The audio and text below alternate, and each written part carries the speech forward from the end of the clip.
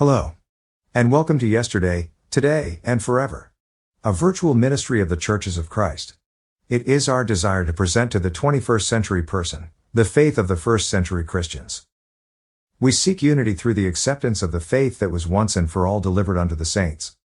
A system of faith, which first began to be spoken by our Lord prior to his crucifixion, and was later confirmed to the saints by the apostles and inspired writers of the New Testament. Thus a faith from yesterday, to today and into forever. Our speaker is Brian Barrett, who preaches for the church at Bear Branch, in Spurlockville, West Virginia. We encourage any and all persons interested in the faith of our fathers to open their Bibles as we search the scriptures for these eternal truths. This being the first of a new year, we are in the process of raising funds to support the works being accomplished through Yesterday, Today and Forever and Christ's Way Bible Institute in India. This past year was a success, in that we were able to build the first floor of the Family Ministry building, to open the Preachers Training Center. We purchased an additional lot adjacent to the Family Ministry Center. Christ's Way Bible Institute gained affiliation with World Video Bible School. The church also cared for our widows and orphans. Through the assistance of others, we provided food and clothing during the time of flooding when many were left to suffer. It is our prayer that this year can produce more success in the kingdom of our Christ. In order to continue this work on the scale we have, we need churches and dedicated Christians who have a love of the truth, the love of the lost, and a desire to build the kingdom, to partner with us on a monthly basis. We can accept checks and PayPal. Please make your check payable to Bear Branch Church of Christ, Missions and Outreach. One-time gifts to the work are also appreciated. We need your help so that we may make accurate plans for this new year. Please tell others of our work and needs. Our mailing address will be on the bottom of the screen this evening, and a PayPal link is on our website on the mission page. Thank you. And God bless. Now here is Brian. Good morning. If you would, turn your Bibles to John, the 5th chapter. We'll be in John chapter 5 this morning.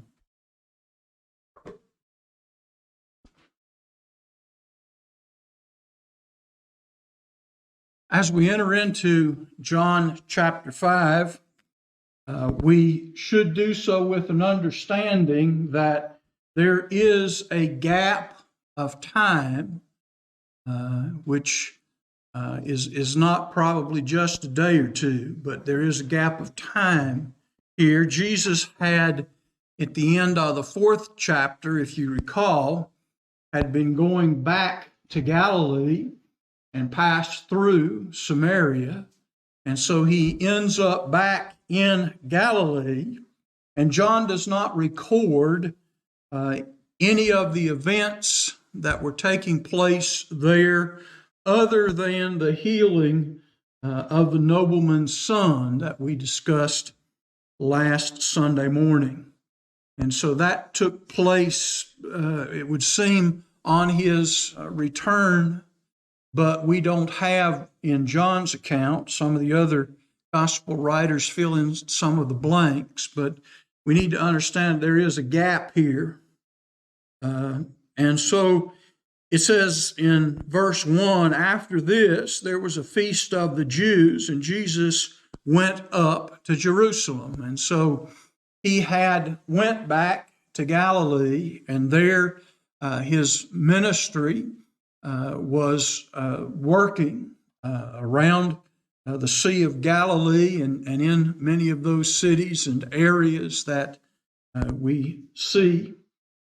But here it tells us that after that period of time that he was in Galilee, there was coming a feast of the Jews, and therefore Jesus, it says, went up to Jerusalem, and that's up in elevation. Technically, he has to go south, but rather than thinking about north and south, the Bible many times speaks of going up and going down, and usually in that sense it's talking about elevation. And so going up to Jerusalem meant going up in elevation. And so while he's going south, he's going up.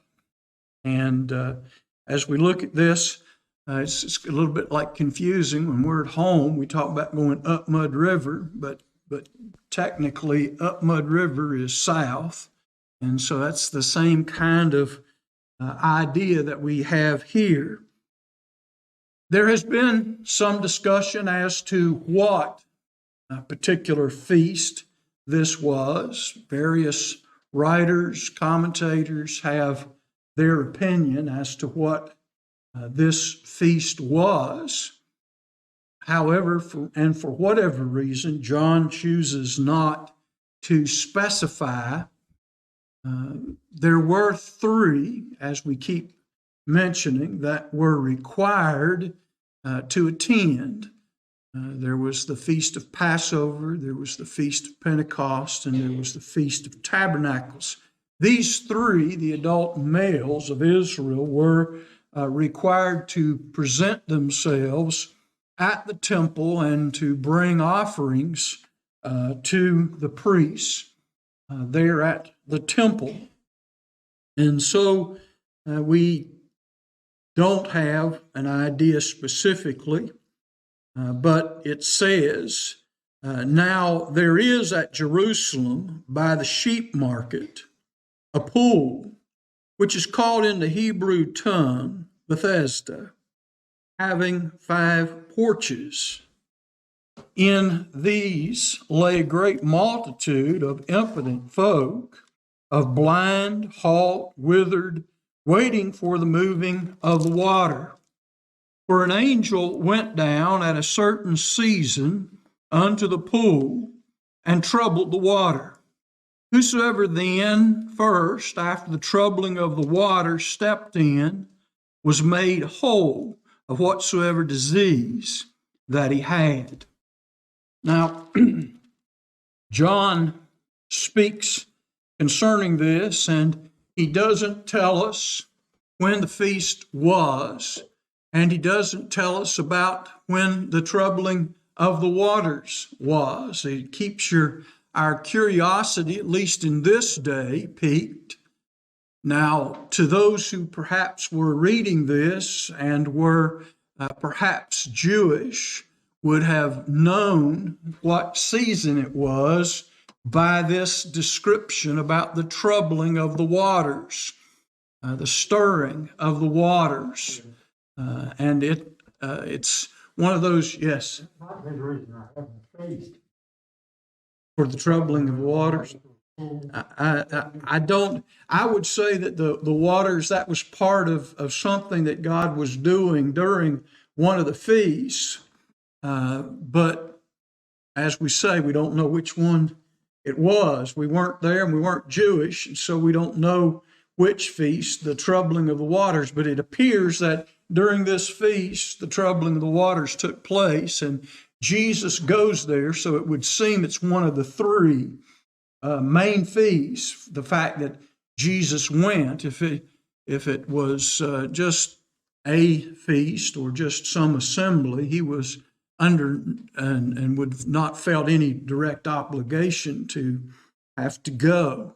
But John puts this in there, and so it seems that even before Jesus came, preaching, teaching, and performing miracles, God had been doing miracles of his own, which he's welcome to do anytime he wants. I'm not going to tell him when he can or he can't. I can't. But if he chooses to trouble the waters and heal somebody when they're sick, it's a lot of people today ask, and sometimes they ask me, do I believe in miracles? And my answer is, yes, I believe in miracles. I have to, because I read the Bible. Miracles have happened.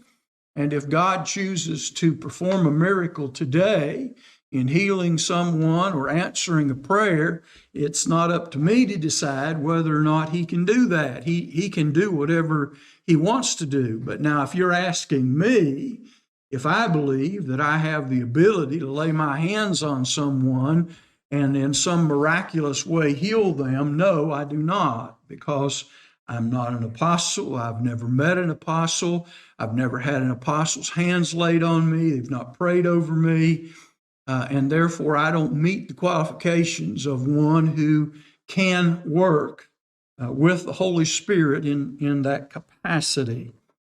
But it would seem that with John's way of addressing things here, that people were quite aware of what all was going on. As the scripture itself says, that nearing this time, or during the time of this feast, many people made their way to this sheep pool, a place of watering. It's interesting that this takes place in what is referred to, or could be referred to, as a sheep pool. It was a place for the watering of the sheep that was there in the market area, the place where they bought and sold sheep. And of course, buying and selling of sheep was kind of important in Jerusalem. For what reason?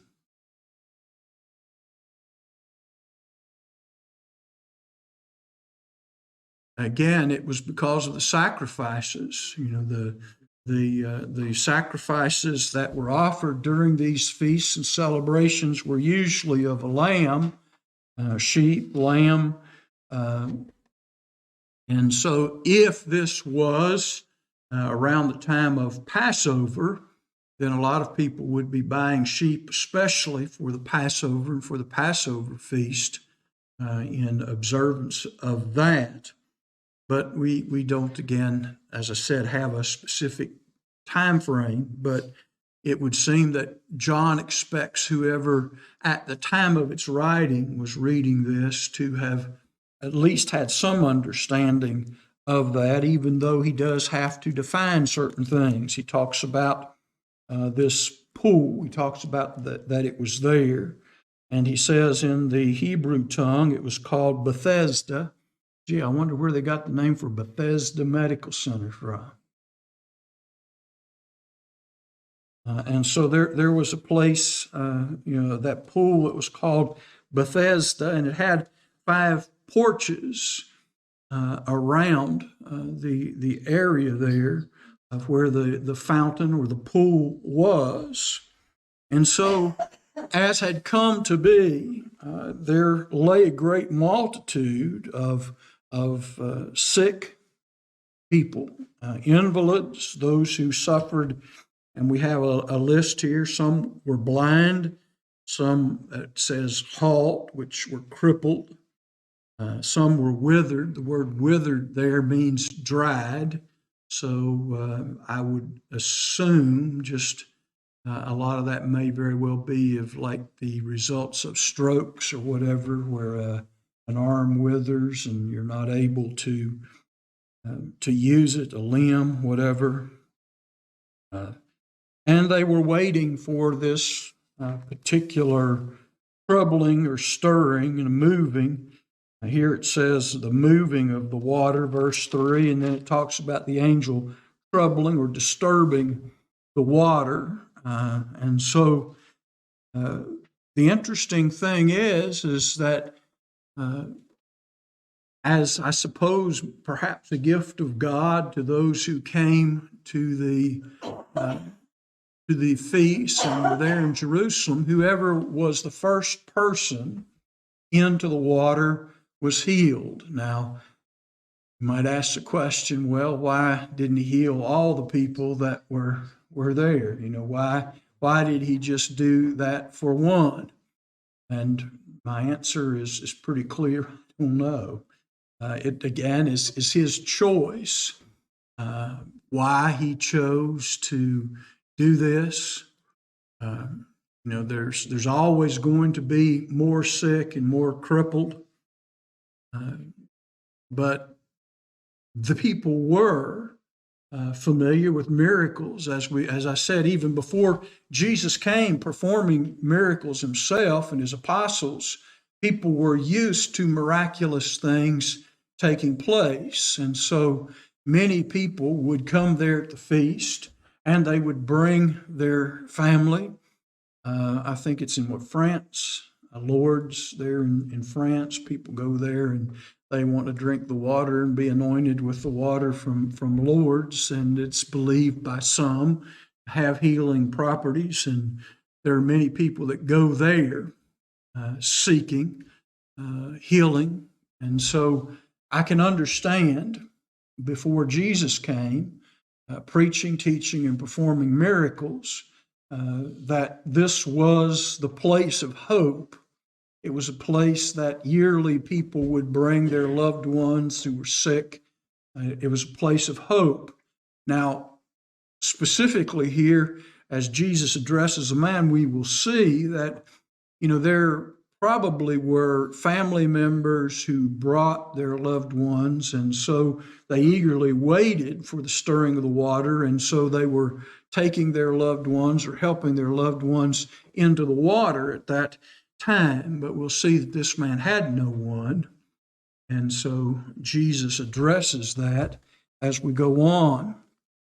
But it tells us in verse 4 that it was an angel that went down at a certain season into the pool and troubled the water. Whosoever then first, after the troubling of the water, stepped in, was made whole of whatsoever disease he had. And so it was no respecter of persons or of illnesses. Whatever the sickness was, they were healed. And with an event or a circumstance such as that taking place, it's rather interesting. I think about that in the same way that when Jesus was on trial during the period of Passover, it was a custom among the Jews, among Pilate, that they might request that one captive, one prisoner be released. And so as an honoring of their feast, he would release one person, of which the multitude required, and give them amnesty, as we think of it, or pardon their crimes. And so in a way, this is kind of the same thing. God gave, an opportunity for one person to be delivered from whatever captivity they were in. And so there's sort of a little bit of a parallel there between the Romans freeing prisoners and God freeing those who were physically imprisoned, but both only gave one. Pilate couldn't afford to pardon every prisoner that was in prison and just unlock the doors and let everybody out. And so he would do it as a gesture to one. And, in a way, I suppose, if God just chose to heal people there, what about the ones who couldn't get there? You have that whole thing if he's healing everybody. And so as a sign of God's presence and that he would heal one, and there were no doubt many who over the years had been healed, who were coming there. People saw them, knew them. It says there was a certain man there which had an infirmity 38 years. That's a long time. 38 years at that time especially was that we don't know how old he was when he got whatever it was that he had or whatever event took place. And then 38 years after that, he's by their terminology, he's a man who's getting up in years, because to live 50 or 60 years at that time was pretty good lifespan. And so with the medical treatment and all, so he was there. And when Jesus saw him lie and knew that he had been now a long time in that case, he said unto them, Wilt thou be made whole? Now, notice what it says. Jesus chose to go to the feast, probably out of his obligation to do so, but Jesus did not have to go to the pool there at Bethesda. And so as he goes there, he finds this specific man who has been sick for 38 years. Now, if he's been that way for 38 years, it's interesting, but how many times he's been at the pool. And some of the miracles that Jesus did, he did in a way that not only were they undeniable, but it was in events and circumstances that many people may have known about. Even though no one, as he says here, would be there for him, many people had no doubt seen him there at the pool. It's hard to believe that in 38 years nobody would see him or recognize him as having been there. And you can almost, after a period of time, people say, "Oh, don't worry about him. He's not going to be able to make it anyway. Let's just get." There's the one you got to worry about. They look like they're spry. They may get down in there. So they were kind of sizing up everybody. I can just imagine, everybody seeing who looks like they can, just jump in on their own, or somebody's going to push them, or it has nobody there. And so they were trying to figure out who they had to get ahead of if we're going to heal one. And Jesus finds this man who's been ill for 38 years, and he asks him, "Wilt thou be made whole?"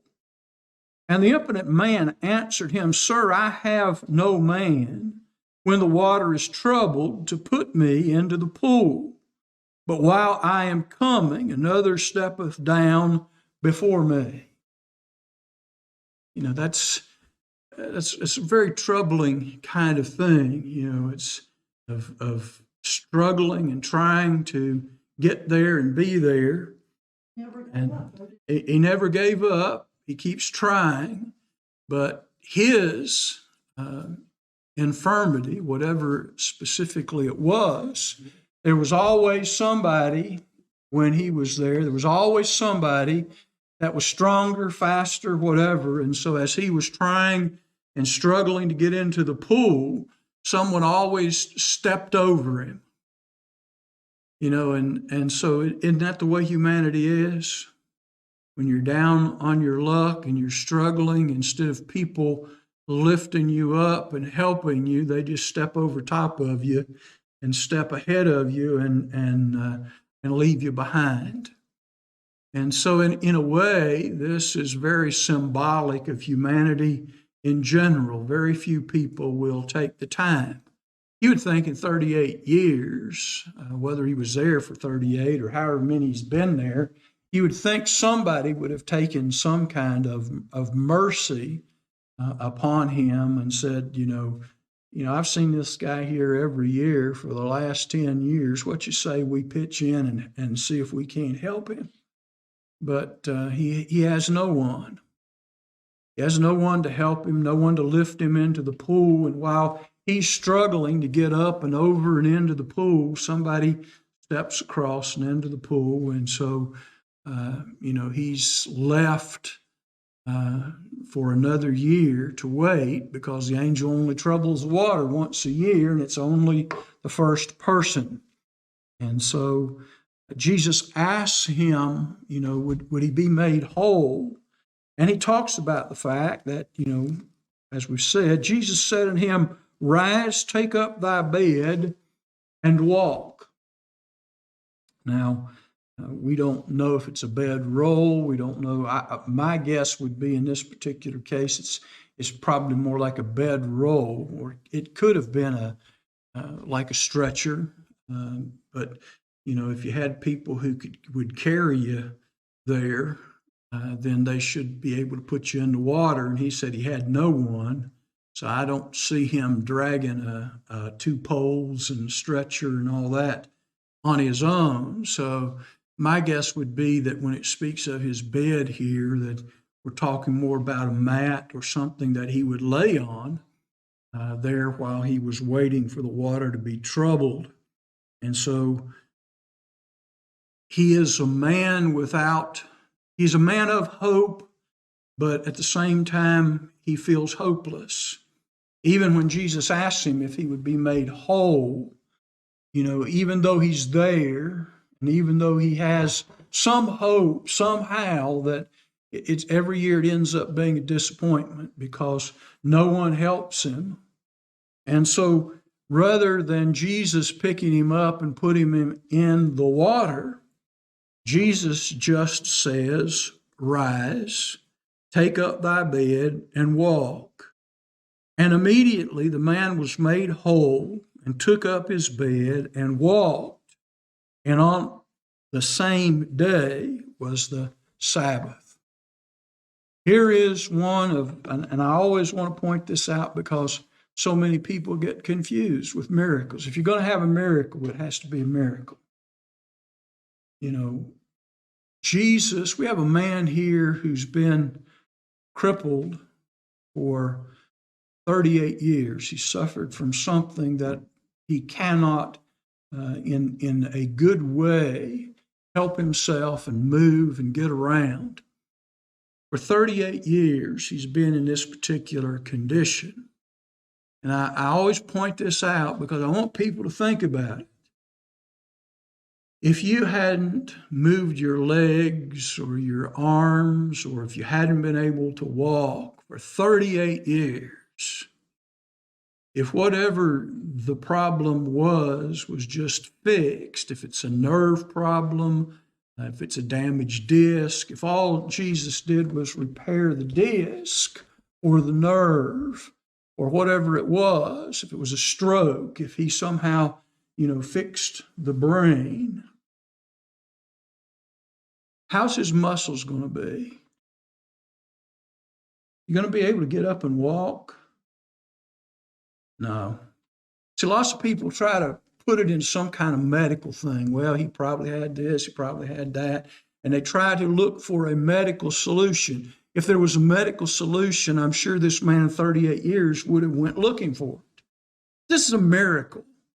He didn't just stop whatever his problem was or correct whatever his problem was and then send him off to a rehab hospital for the next 2 years to learn to walk again. Jesus says, rise, take up your bed and walk. And he gets up and he rolls up his bed or whatever it was, mat, blanket, whatever. He takes it up and he walks. And this is a difference between a miracle worker and a fake healer. Not faith healer, but fake healer. There are some people who suffer from some type of psychometric block or whatever, and they can, but this is a bona fide miracle. And it requires that whoever is performing the miracle to be able not to just heal the person, but it requires the powers of creation, because in his healing, he is actually being recreated. Muscles are being recreated. Bones are being recreated. Joints are being recreated. Blood vessels, whatever he needs is being done so that his mind and his body and everything functions as it was when he was prior to this set of circumstances. And so when we see a miracle, we're not just looking at the one thing, but we're looking in this one individual, whatever's going on, the creative forces. And of course, John has told us, in the beginning was the Word was with God, the Word was God, and everything was made by him, and there wasn't anything made that was made. And we've had that discussion. This is the God of creation, and so Jesus has the ability not just to heal. We're talking about healing, but miraculous healing goes beyond just, a pill or faith or whatever. There is that power of creation that literally rearranges everything so that it is as perfect as it can be, in this present life.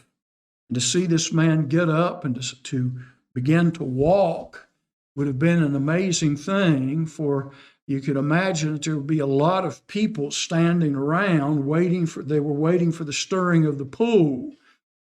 What do you do while you're waiting for the stirring of the pool? You just wait. That's pretty much, you talk to a few people, you watch and see, you're very paying a lot of attention to what's going on so you can be the first one in there. And so I'm sorry. That's all right, go ahead. Nowadays, somebody, the doctor would years of not long. Yeah.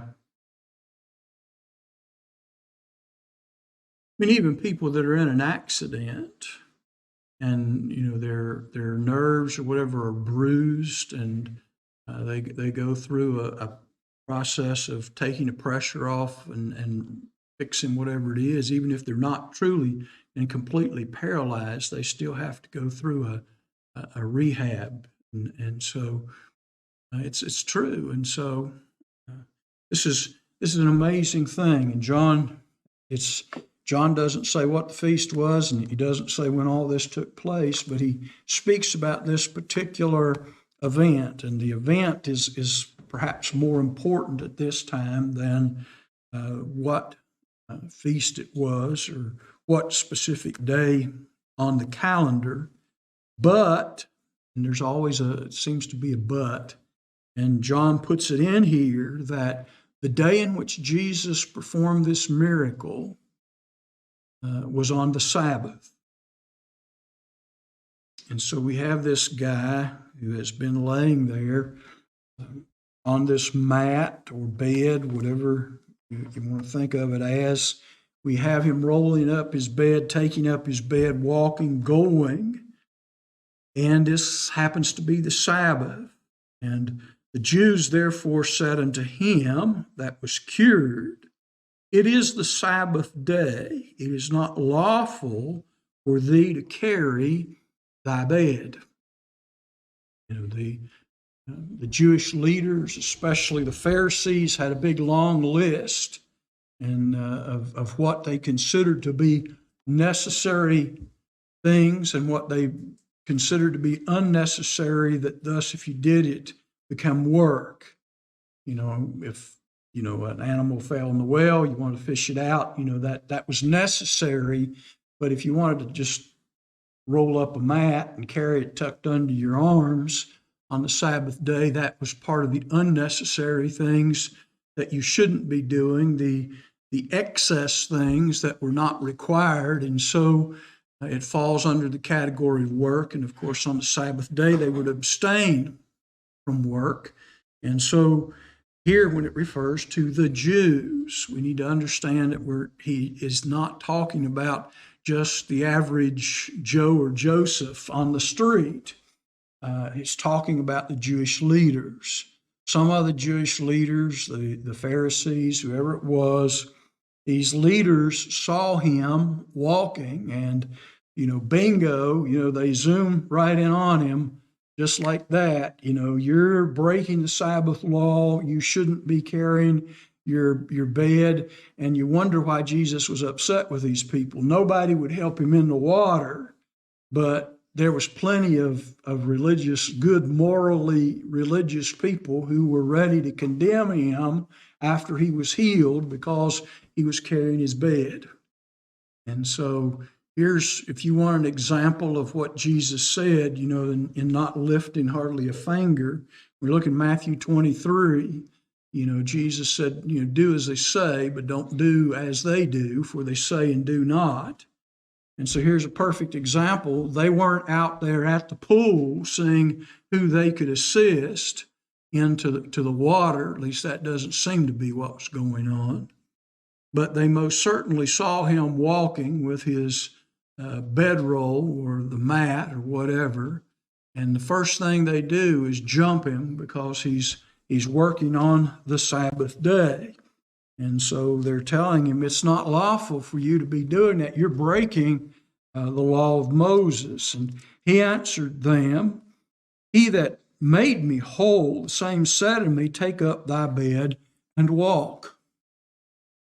I'm just doing what I was told to do. The guy who healed me told me to take up my bed and walk, so I took up my bed and walked. It's not my fault. He healed me and told me to do it, of course, I can imagine that there was a little bit of fear, when the Jewish leaders start signaling you out, and especially, you just got healed You just had a miracle. And so now, somebody's ready to stone you for working on the Sabbath day. It's a very short healing process.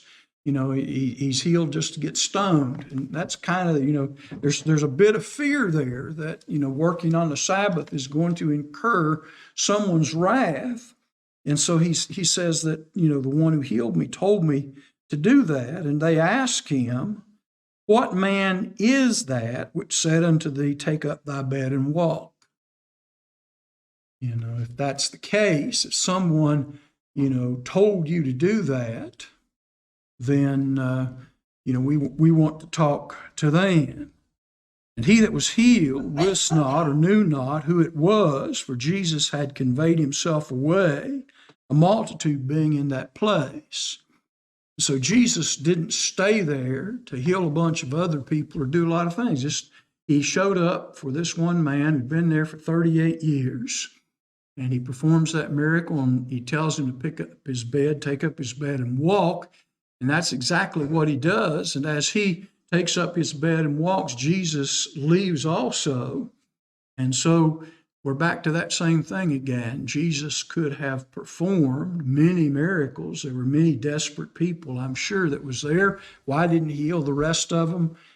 I don't know, but he did heal this man, and he walked away.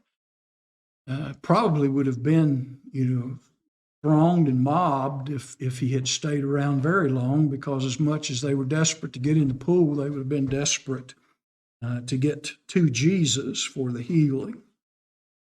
Does anyone have any questions? Throw yourself into the water.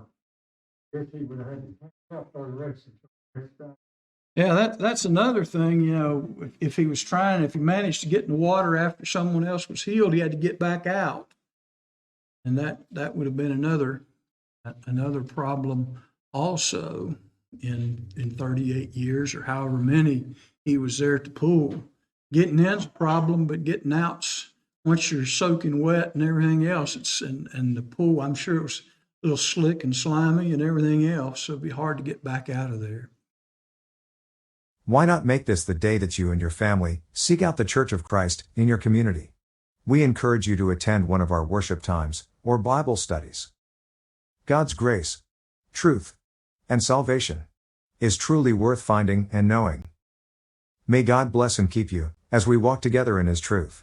And remember, as always, the Churches of Christ salute you. Our new programs are posted to Facebook and YouTube on Thursday afternoon, and they should be available for viewing by 7 p.m. We also encourage our viewers to visit our website at www.thechurchesofchrist.life. We ask that you like us on Facebook and share our programs. On YouTube, please share and subscribe for notifications. This program was pre-recorded.